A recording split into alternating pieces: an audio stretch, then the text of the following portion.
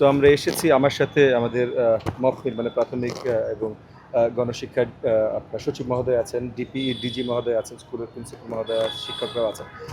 আমরা দেখতে এসেছি আমাদের শিক্ষার্থীরা সকল সুযোগ সুবিধা ঠিকভাবে পাচ্ছেন কিনা, যেন স্বতঃস্ফূর্তভাবে ওনারা বৃত্তি পরীক্ষা দিতে পারেন। তো এখানে সুযোগ সুবিধার কোনো ঘাটতি ছিল না। যা কিছু শিক্ষার্থীদের প্রয়োজন হতে পারে সব কিছুর ব্যবস্থা স্কুল কর্তৃপক্ষ খুব সুন্দরভাবে করেছেন, তার জন্য তাদেরকে ধন্যবাদ এবং সাধুবাদ জানাই। একই সাথে কিছু অনুপস্থিতি আছে। আগামী দিনগুলোতে যেন যেহেতু আমরা শিক্ষার্থীদের উৎসাহিত করবার জন্য এই স্কলারশিপের বৃত্তি পরীক্ষার ব্যবস্থা করি, সো আগামী দিনগুলোতে এই পার্টিকুলার পরীক্ষাটা অন্তর্বর্তীকালীন সরকারের আমলে হবার কথা ছিল, সো আমরা ধারাবাহিকতাটা মেনটেন করবার জন্য দিয়েছি।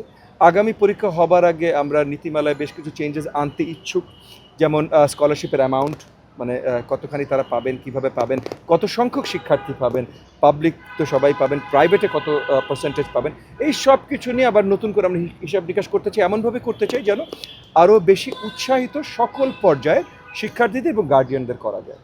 তো সেই জায়গা থেকে এই পরীক্ষাটা সুন্দরভাবে যাচ্ছে, আগামী দিনগুলোতে আরও বড়োভাবে আরও সুন্দরভাবে আমরা করতে ইচ্ছুক। একটা ছোট প্রশ্ন, 2009 সাল থেকে এই পরীক্ষাটি যে বন্ধ হলো সেটির পিছনে আপনারা কি যুক্তি পেয়েছেন? এখন আপনারা যে শুরু করবেন সেটি কোন যুক্তি? কেন বন্ধ হয়েছে এটার যুক্তি দেখার আমার কোনো প্রয়োজন নেই। আমরা শুরু করেছি কারণ আমরা সকল প্রচেষ্টা চালিয়ে যেতে চাই যেটা শিক্ষার্থীদের এবং গার্ডিয়ানদের উৎসাহিত করবে শিক্ষার্থীদের ক্যাম্পাসে স্কুলে পাঠাবার জন্য, শিক্ষা প্রদান করবার জন্য।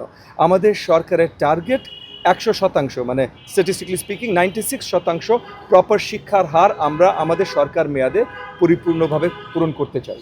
সো সেখানে প্রাথমিক ফুল করতে হবে এবং নন ফর্মাল শিক্ষা ব্যবস্থা আমরা অনেক জোরদার প্রেশার দেব, সেগুলো নিয়ে কাজ চলছে। ইনশাআল্লাহ আগামী দিনগুলোতে আপনারা ভালোভাবে সেগুলোর পরিকল্পনাগুলোও জানবেন, রেজাল্টগুলোও দেখবেন।